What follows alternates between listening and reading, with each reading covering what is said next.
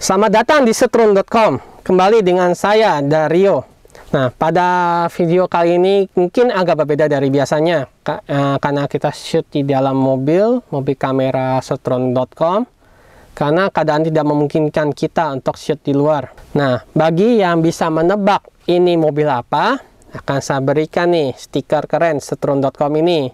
Nah, untuk menjawabnya, tinggalkan jawabannya di kolom komentar di bawah ini. Bagi orang yang pertama yang bisa menjawabnya, akan saya berikan stiker ini. Nah, clue-nya adalah mobil ini sayangnya masih menggunakan tenaga bensin, dan sudah cukup sering muncul di background video setrum.com. Nah, welcome back to PLS TS series. Nah, di video sebelumnya saya sudah menjelaskan komponen dasar yang diperlukan untuk PLTS atau pembangkit listrik tenaga surya. Nah, jika Anda belum menontonnya, saya sarankan klik link di atas ini nih untuk nonton video pertamanya. Nah, saya pada video kali ini akan menjelaskan beberapa konfigurasi dari PLTS, dari on-grid dan off-grid, juga termasuk AC bus dan DC bus. Sebelum masuk ke bedanya on-grid dan off-grid, saya jelaskan dulu nih artinya grid itu artinya apa. Nah, grid yang dimasuki ini adalah jaringan PLTN. Nah, jangan ketukar ya dengan grid yang ada di MotoGP atau F1, itu beda banget. On-grid dalam PLTS berarti masih tersambung dengan jaringan PLN. Sedangkan pada off-grid berarti lepas dari jaringan PLN. Nah, apa untungnya dan ruginya jaringan on-grid maupun off-grid? Good question.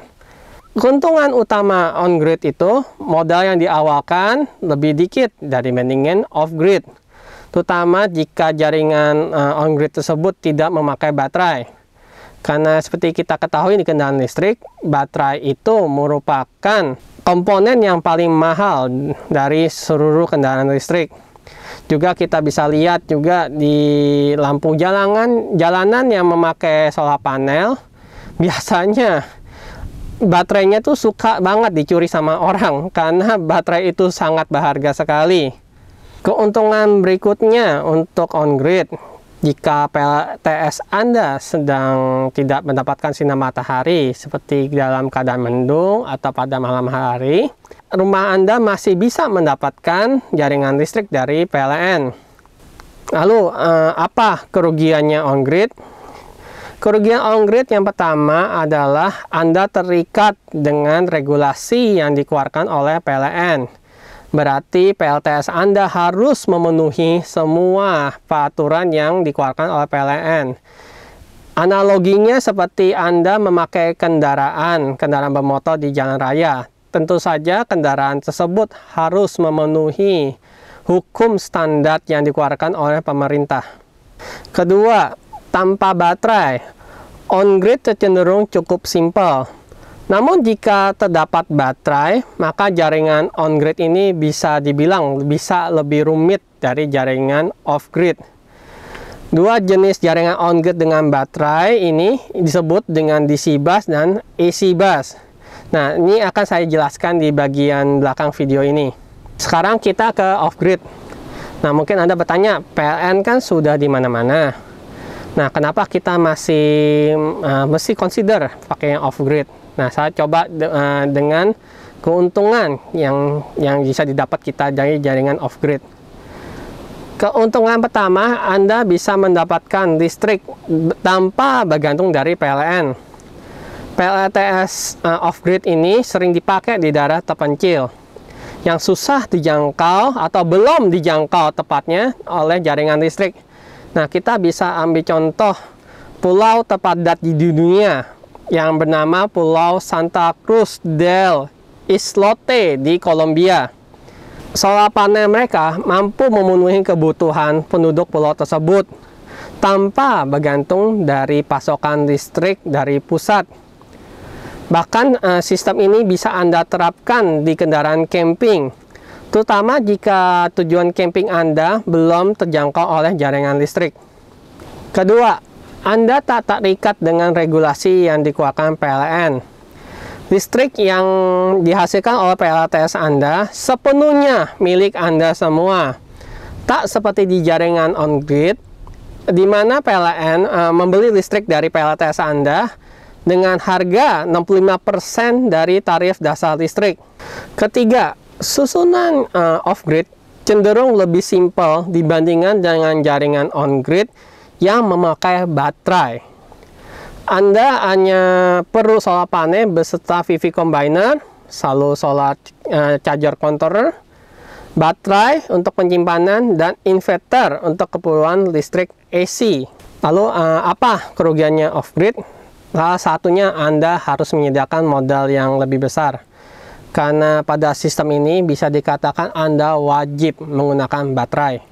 Seperti yang saya katakan sebelumnya, komponen baterai itu yang termasuk komponen yang paling mahal. Juga seiring pemakaian, kemampuan menyimpan baterai itu akan menurun.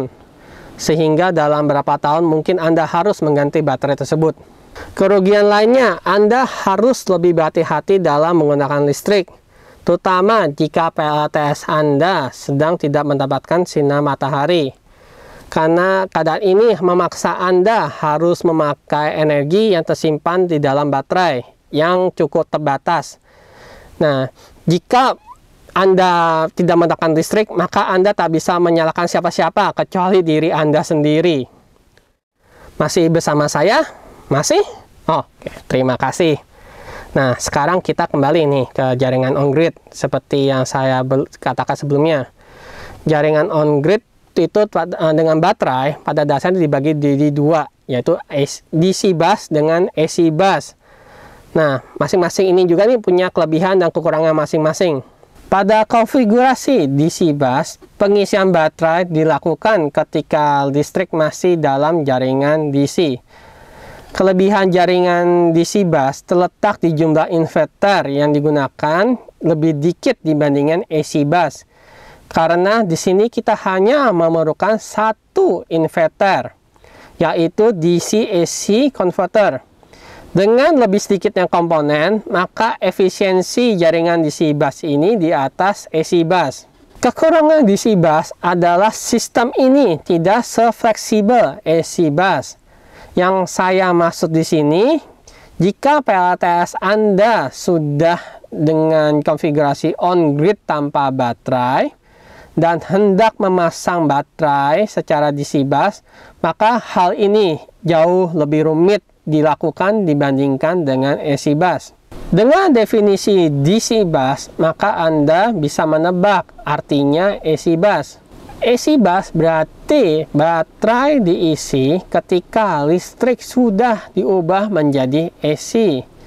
Kelebihan AC bus adalah pada fleksibilitas, terutama jika Anda sudah memiliki PLTS on-grid dan Anda hendak menambahkan baterai.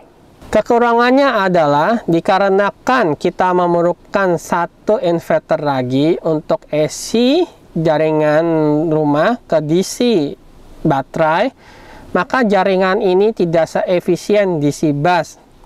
Dikarenakan terjadi dua kali konversi. Pertama, DC dari solar panel ke jaringan AC, lalu dari jaringan AC ke DC untuk pengisian baterai. Demikian video kali ini.